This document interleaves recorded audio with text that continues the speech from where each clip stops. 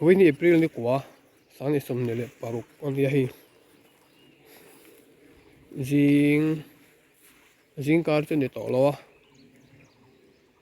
jing kar ro asura ki so pala than tang palang fia deuh ka ka chu me ro ain the kiang deuh tran to da riat le chen level ania hei khoi kuang ein ni te kamin an ti thina kan ko chu zol pala te kwa pui pui ani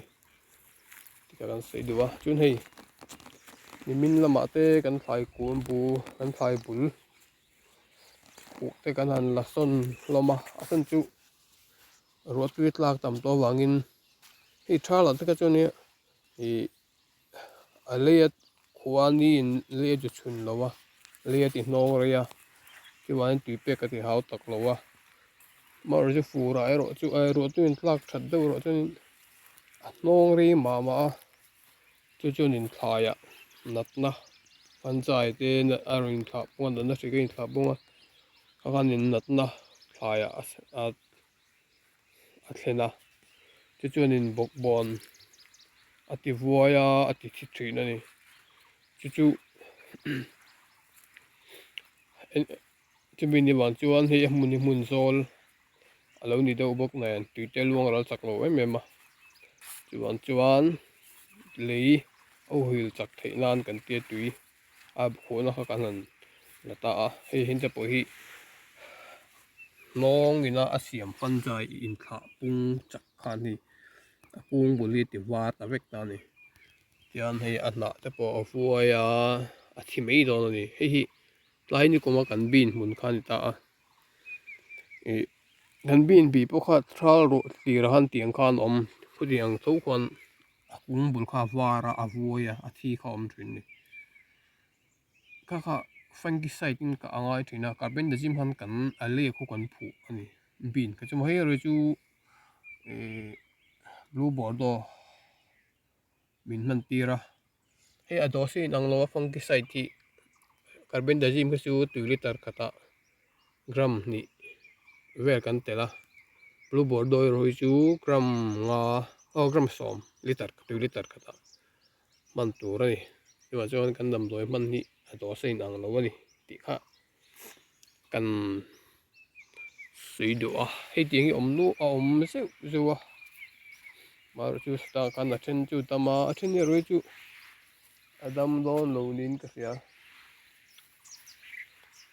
chuan ara angen na sat wangin ranung tha nen kan ka pa kan lu ngam lawa hei ara hi lian thakop ma te hei kan pai ani ranung thana ka ni wangin kan lu ngam la kan sal ngam kan ei ngam si lawa ku hi December tha chu tir lama kan phuna kha ni hei then chu mal te hola then ko hol to tiang vel chu ni chuan hei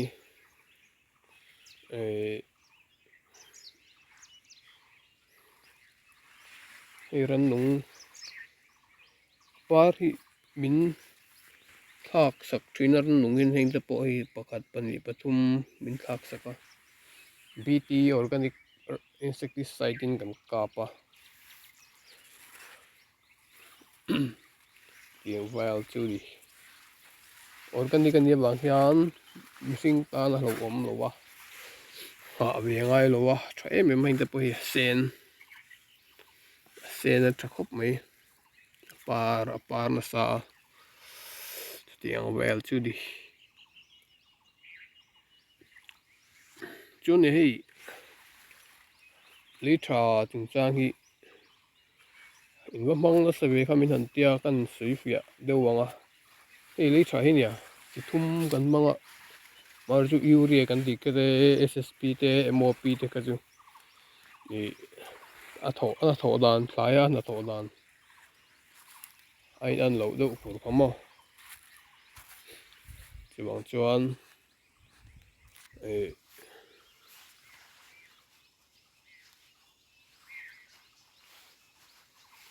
man pol vek khangai ni mania kvk lampangin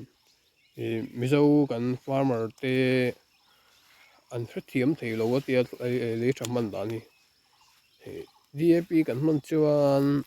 MOP manangai to lo ti mai hi anom trinan tia an halo ni ani lo ani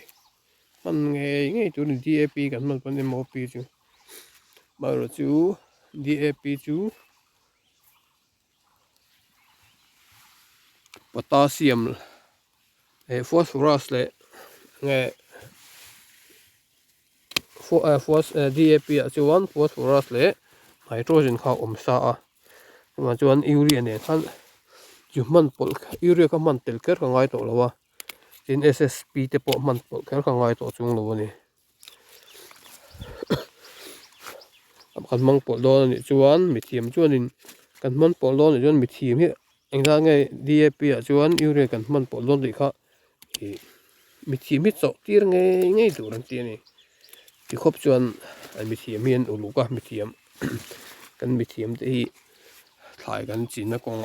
kan ko la ne an uluka san chu sata ka urea te chu 46% nitrogen alo nia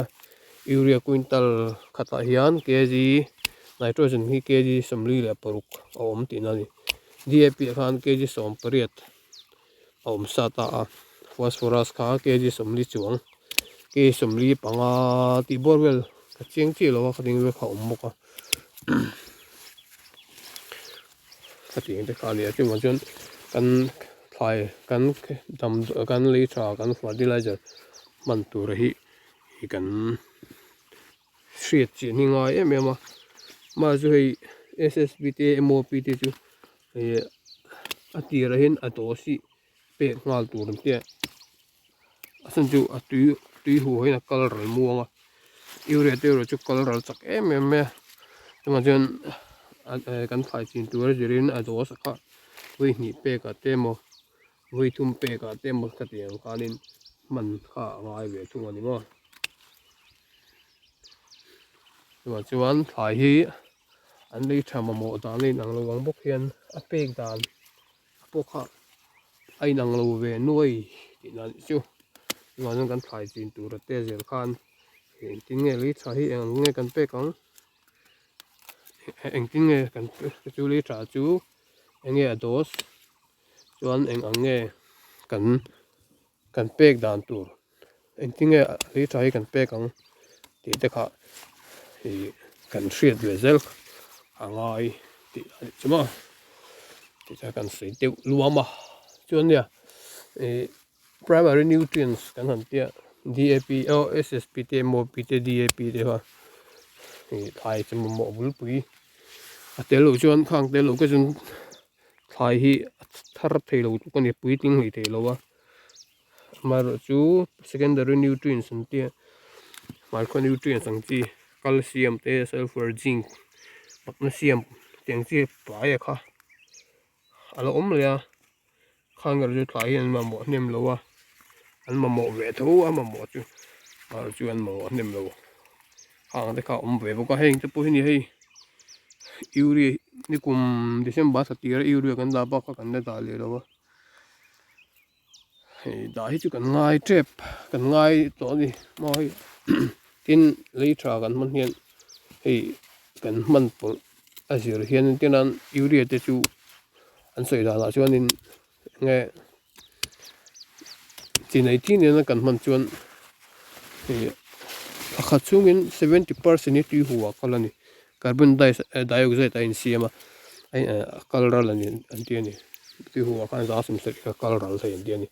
tiang khop chon tiang ne chu ni ania ka tiang han thai hi kan thai chin te hi thai hi kan thai chin kan kol dan hi mi thiam thi nia thing tlang atang jon ron thip thip harang reng khop me he ki po hin ka ron thip thip he boi tha ki ka te aizol kal chung de lo har sa internet vela an in kom na te tiang hi ka ngai tha he chu tiang atang te chuan in ti hian kan han ti ve nok ka hian kan an da chuka internet a te YouTube a te ani ka min lo thir sak thina hi kan khu te pon an lo mu a min fiam ka lai do ke mai mo chuan chuan ne min fiam chi po kha ani lo me ne a la we lai an lai hul sam ke mo chuan nei kan Bawkbawn hi a buk lu tu ka le min kan han kat do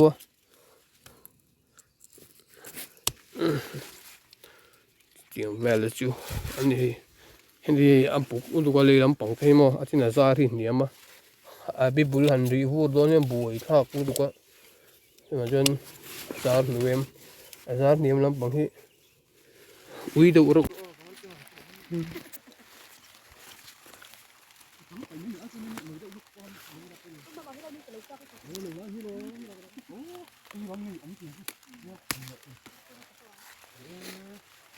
luôn thế hay